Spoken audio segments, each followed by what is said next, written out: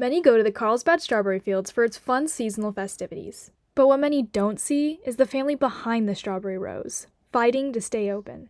Jimmy Ukegawa, the farm's second-generation owner, tells the story of the fields, starting from the very beginning. When World War II broke out, they interned all the Japanese Americans. It was a camp, it was surrounded by barbed wire, machine guns, and basically they were in prison because they were of Japanese ancestry.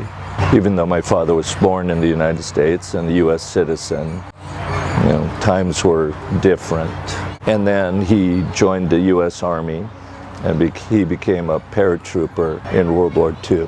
When he came back from Europe, my family had lost their farm in Tustin. They'd been in prison for 5 years. So they resettled in Oceanside. My father started farming here in Carlsbad in 1952. What was it like growing up? A lot of hard work. I would sell produce in the morning, work in the fields or pack, and make sure everything got shipped out. It was easily 110 hours a week.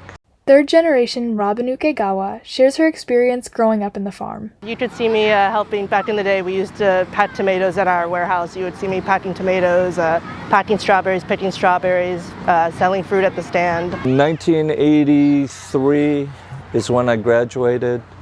The family business had taken a turn for the worse, and I needed to come home and work.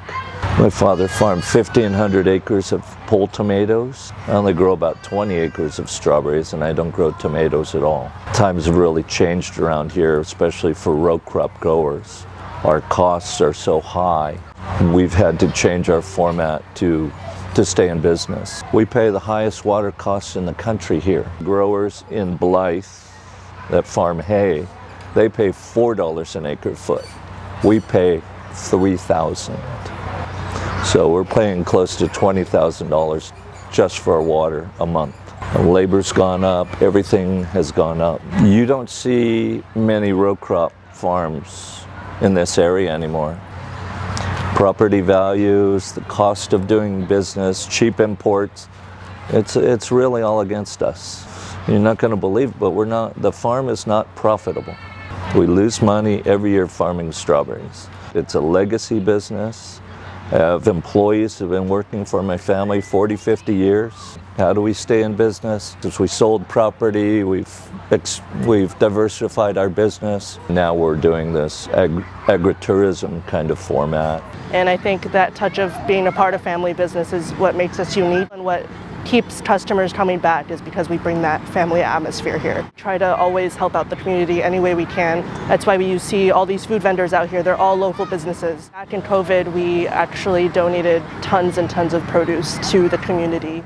The community support shows up in ways beyond just buying berries. The city of Carlsbad came after us. They were saying that we weren't abiding by our zoning. There were about 30 people that came up to speak. There were 200 letters sent in, all in favor of what we do here as part of the city. And it really was very heartwarming that so many people would come testify on our behalf. The farm's shift towards agro-tourism, including the U-Pick strawberry system, is what largely saved the fields. Mr. Ukegawa, the one who came up with the idea, explains what sets their strawberries apart. So we have to special order our variety. It's called Albion. It's a sweeter variety. I mean, you pick it right off the vine. What could be more nutritious? At our fruit stands, we never sell a day-old strawberry. They've bred the sweetness out of produce. Why? Because it lasts longer on the shelf. Our strawberries don't produce as much as the new varieties. We get less of a crop.